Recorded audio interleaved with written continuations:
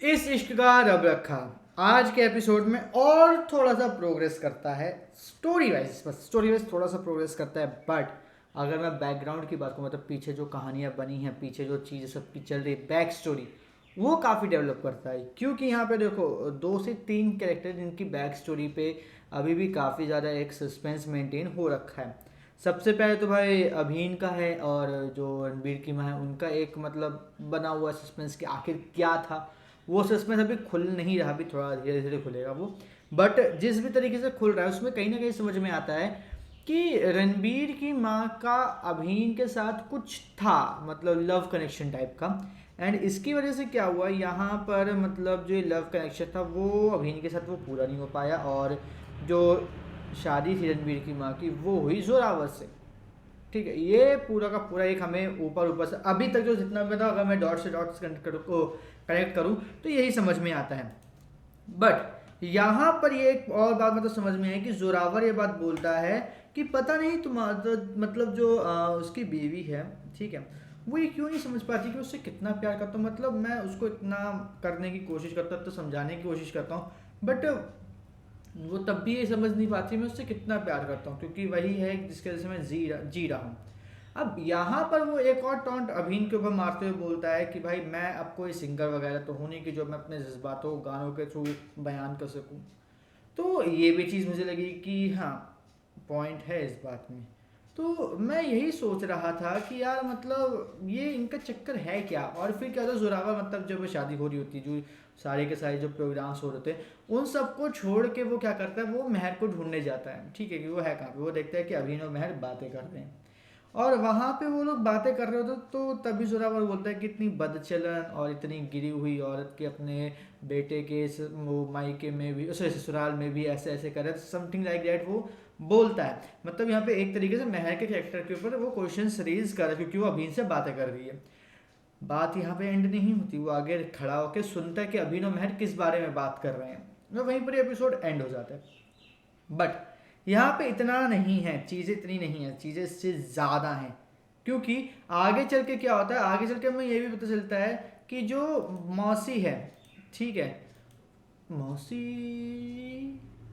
नहीं, बुआ, ठीक है, जो यहाँ पे बुआ है, ठीक है, रणबीर की, वो यहाँ पर क्या है, उनका और गुरुजी का भी मतलब जो शादी का फंक्शन था वो बहुत ज़्यादा जल्दी हो गया। ठीक है, और इसके वजह से क्या होता है, उनकी शादी की बातों को भी लेकर कहा जाता है कि चलो अब क्या है, मतलब जैसे रणबीर और इसकी जो शादी होती है मेघला के, और जब रिसेप्शन होगा इनका, तभी क्या करेंगे हम लोग ना, तुम्हारी शादी का भी जो है वो अनाउंसमेंट कर देंगे, और चीज़ें जो है यहाँ पे वो हम लोग कर देंगे कि मतलब हाँ ऑफिशियल हो चुकी है। फिर तुम्हारी शादी के साथ साथ जो है हम तुम्हारी शादी का रिसेप्शन भी एक टाइप का रखते हैं कि यहाँ पर शादी इनकी हो चुकी है, तो उसका एक रिसेप्शन हम लोग रख रहे हैं।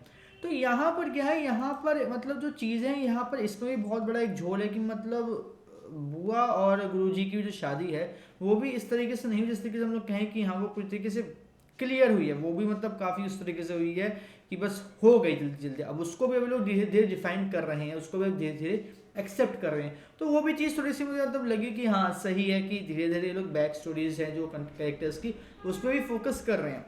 बट सबसे इंटरेस्टिंग बात ये कि यहाँ पे अदरीजा को जो इन्होंने ऑफर दिया था अपने होटल में काम करने का, जॉब ऑफर की थी अपने होटल में, वो मना कर, मतलब वहाँ पे काम करने से मना कर देती है, और बहाने भी बड़े सॉलिड मारती है कि मेरे घर से बहुत दूर है, आने जाने में बहुत टाइम लग जाएगा, ट्रैवल टाइम बहुत हो जाएगा, लेट नाइट ट्रैवल करना पड़ेगा, मेरे घर वाले अलाउ नहीं करेंगे, पापा अलाउ नहीं करेंगे, ये सब चीज़ें वो बोलती है।